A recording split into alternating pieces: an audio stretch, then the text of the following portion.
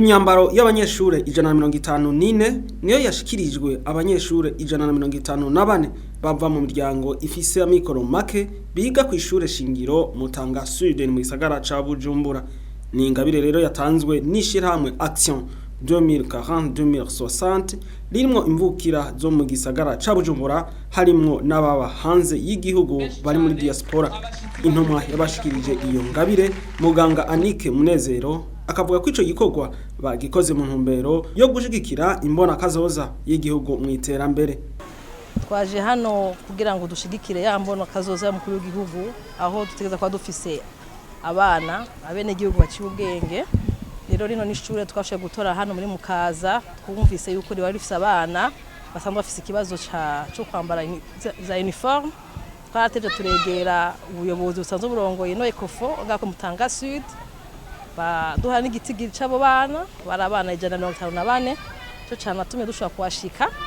Ni mu ntumbero y'ibindi bikorwa twakoze muri kahise mu misi heze twaragendeye ishure rya Buterere Ecofo Buterere agihe twasanga hari abana bicara hasi turabashikiriza intebe zingana 154 haheza amezi ashaka kuri 3 naho nyene twagiye muri commune Muha ariyo mugere y'ubu aho bariko barubaka ishure rya Ecofo ku Musaga nabo nyene turabatera intege tubashira isima kugira ngo bashobore kubandanya bubaka iryo shure.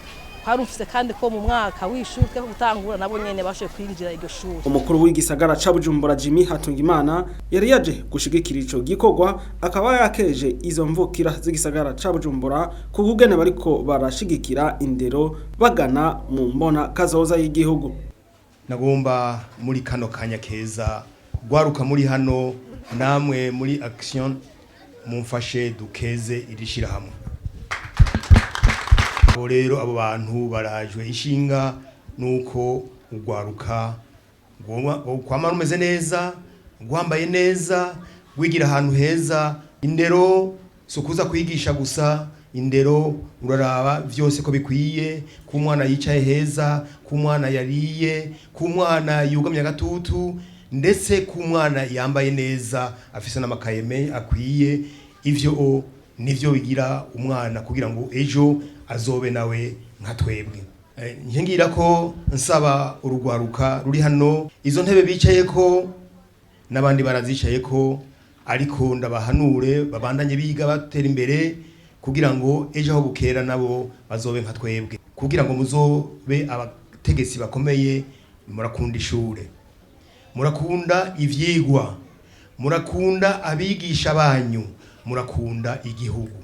Yaba rero umuyobozi w'iryo shure ndetse n'abana baronkejwe izo mpuzu bakaba bakenguruka. Reno munsi patetiwa ngaha kuri ishure shingiro ya Mutanga Sud nibaza yuko ari gukenguruka dushimira n'Imana yashoboye kubakoreramwo kugira ngo natwe baze kuri abana biwacu banaho nikora kugira ngo bashobore kwiga ico kimwe n'abandi. Ishure abanyeshure benshi banaho nikora benshi babanga kumugoboka abandi ngaho mu micungararo bafise amikoro make.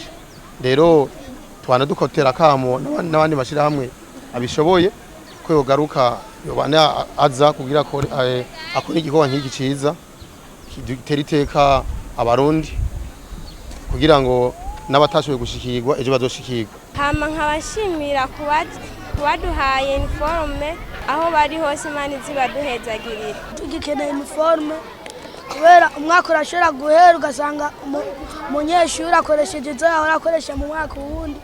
Hama yadufashije igikorwa ciza cyane kuko mu wundi mwaka nitwakenera uniforme duca dukoresha izi.